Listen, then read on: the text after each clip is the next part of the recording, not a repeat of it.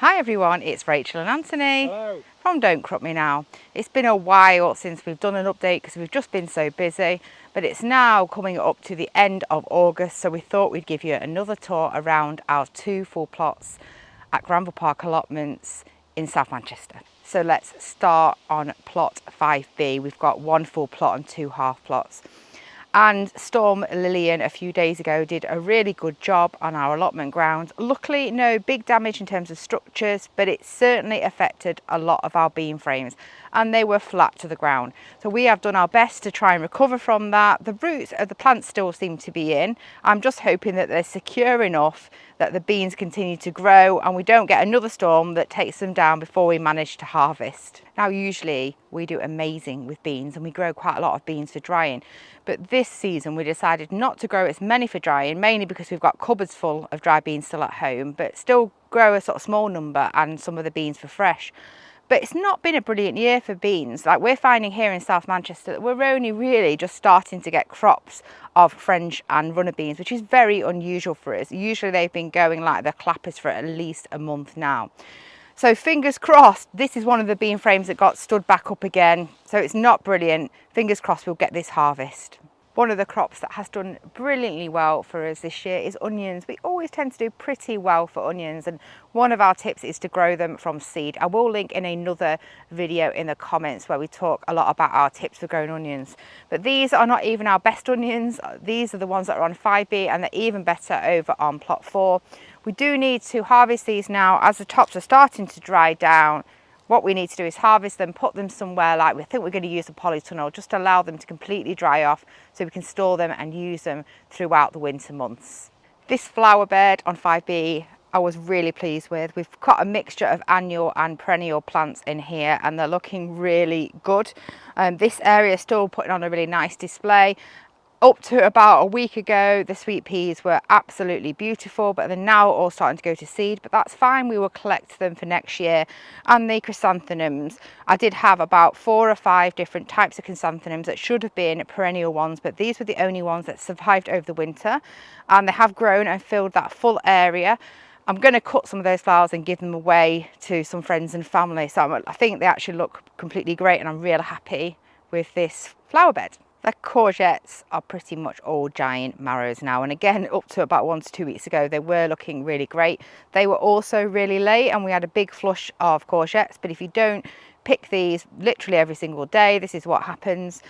Not to worry though, I do tend to use these to make a sort of canned curry base sauce, and also for a number of preserves, and the chickens love them too, so it won't all be wasted. These dwarf beans are the hoppy black dwarf beans that I love to grow for drying, so we did want to grow these again this year. These got absolutely slugged to death, but I'd say they've come back now. They do have beans on. It's quite late, but because they're a dwarf bean, they do tend to dry quite quickly for us, so I am hopeful that we will still get a crop. We have brilliant cabbages this year. We actually picked them this week and we must have had one cabbage was about 3 or 4 meals. And the beetroot again are looking amazing. I don't know how much kilograms is going to be in that bed, but it's going to be a lot. But we do love pickled beetroot and so does the rest of our family, so we'll get on preserving those. Unfortunately, I have been a little bit neglectful of this greenhouse that's full of chilies, and as you can see some of the plants are sort of yellowing somewhat. They're definitely all alive though. I have refilled all the self-watering bases. Basically we let them run out. I was really busy with lots of other things. They tend to be quite tolerant of being dry, so I didn't really realise how bad it was until they started to yellow and I thought, oh no.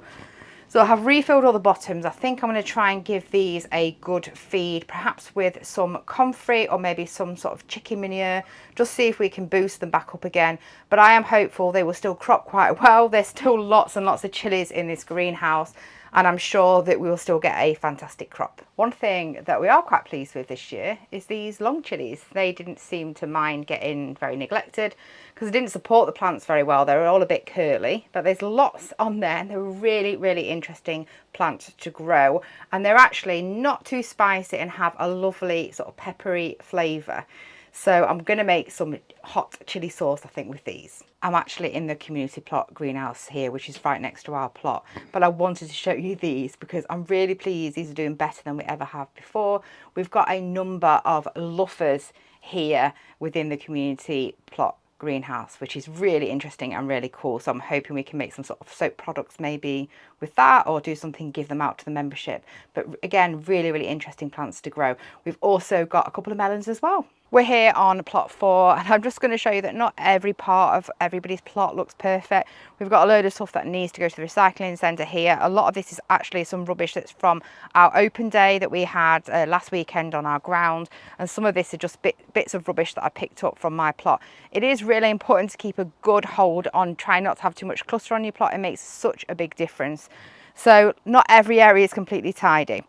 If we have a look at plot 4 in general, it's looking pretty good, but let's go and see things close up. This was a new strawberry bed for this year, and it did really well. We did actually have quite a few strawberries on it. We have got lots of foxes on our ground, which is great. They've actually got a den that's underneath one of the storage units that we have for the communal facilities. And they've been having a good go at digging around in lots of people's plots. We hadn't really had that much problem. I'm thinking because we didn't have too many open spaces. But we did actually bury one of our chickens that unfortunately passed away from home, and we buried it in the middle of this bed before we put this strawberry bed in. And the fox has been in and it's dug the chicken out. Luckily, there must have only been some fragments of bones left because this was a good number of months ago. But even despite in this full strawberry bed, the fox did have a good go. It dug the whole thing out and left a massive crater in the middle of the strawberry bed. So I do need to re-level that bit in the middle sometime pretty soon. This bed is going to become our new herb bed, and have actually done the unthinkable on here. I've put a couple of mint plants in that don't have their roots contained. I will not be leaving them like that. I will be pulling them out probably within the next month and putting them back in some big pots and replanting them. I did that because they were tiny little plants, and I just wanted to give them time to establish. But if you do that, whatever you do not leave mint plants in for long periods of time, because they will spread and they will invade and they will end up absolutely everywhere. The pond is looking great here on plot 4, and we've got loads and loads of frogs around, which is absolutely brilliant. I got a few plants from my mum's pond that I brought to put in this pond. The tops of them don't look too great at the moment. It's these sort of lily plants. But I'm pretty sure that they're still alive and they will grow back for next year. So hopefully we'll get more foliage around this sort of edge of the pond, which will look really pretty and again be really good for pollinators. Talking about pollinators, this lavender is still doing great. You know, the ones that's on the community plot is sort of died off a lot earlier than this one, but lots of still got flowers on it. The bees are all over, and that's brilliant. Behind us, we've got our dahlia border. It's looking a little bit ragged, I think, now.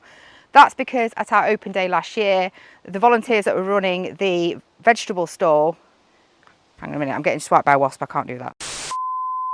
I had to cut a little bit there because a wasp was taking a little bit of too much of an interest in me for my own comfort. But I was saying the lavender is looking brilliant, and the dahlias behind us, again, looking a bit ragged, but it was at the show last week. I gave them sort of free rein to come and pick as many dahlias as they could. So a huge amount of our flowers went on for sale on the flower stall.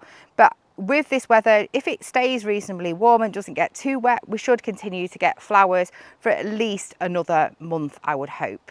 The storm did a good job of bringing loads of the apples down really early, so I need to pick some of those up and put them in the compost. I do think we've got quite a bit of codling moth, unfortunately, on this apple tree. It's absolutely my own fault. I forgot to put the codling moth traps up at the right time. They're a sort of pheromone trap that captures the moths to prevent them breeding, so they're an organic way of controlling codling moth. I'll be honest, they're very, very effective, and it was my own fault because I didn't put them up at the right time, and quite a lot of our apple trees have got this codling moth this year, and that's really going to affect our harvest. But it's my own fault. These things happen when you're busy. But, you know, hopefully next year it'll give the tree a little bit of a rest, hopefully, as well, and we'll get a better harvest for next year. The last week or so we've had the start of the autumn and raspberries, and I definitely need to tie these raspberries in. That's why they're up on a frame. It makes a big difference to the quality of the fruit that you have and the sort of damage to the fruit if you tie them up properly earlier. Obviously I haven't done that right, but there's a lot of berries on here, so I think I'll harvest those and get them tied up, and it would make access also on this path much better for us and also our plot neighbour, so I should really get on with that one. And the sunflowers are massive. I'm really happy with these. We put them in on this sort of sturdy frame. 2 of them did come down in the storm, but I put some more canes in. I'm not sure how tall these are, but I'm 5'3.5" tall exactly, and these I think must be, they're easy 12-14 foot. So really pleased with these. We've got some more of these giant ones also near the apple tree, and these are from our saved seed. We've also got some smaller sunflowers. So we've got lots of sunflowers this year, and I'm really pleased. This frame seems to have been a good way really to support the sunflowers.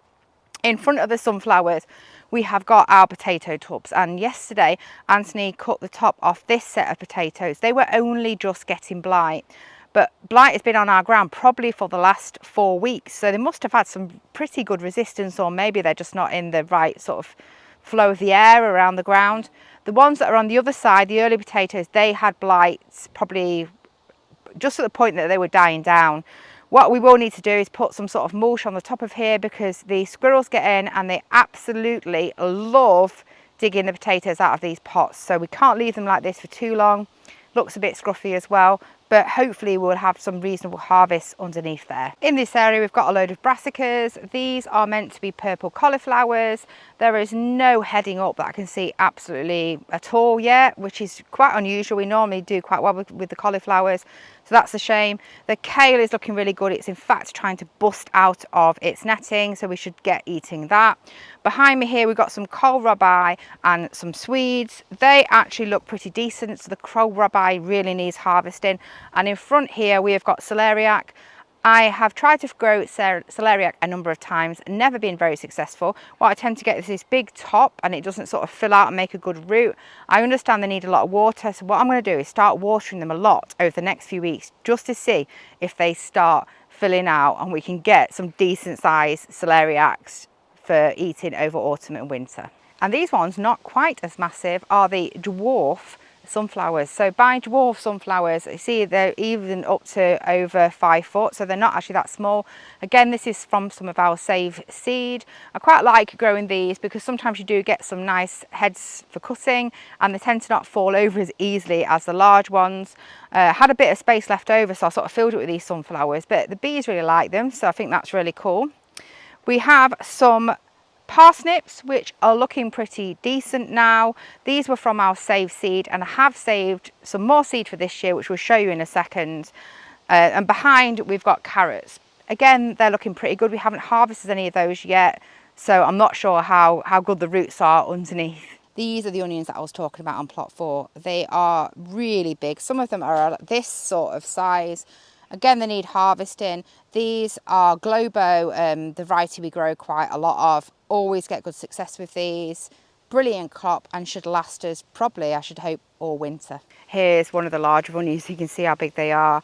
And you can see here there's still quite a lot of water within this neck. So it is really important that you pick them quite soon, store them upside down like that, let the water run away from the root and let them dry properly, or they will not store well over winter at all. And within my sort of flower and seed saving section, these calendula again look really pretty. Quite happy just to let them go to seed. Behind me have some really pretty flowers for cuttings. I thought these are asters, but they do quite look like chrysanthemums, but they were from seed that definitely said aster. I'm not sure if they are perennial or annual. Some of them apparently are perennial, but I thought they were all annuals, so I might just leave them in and see if they come back.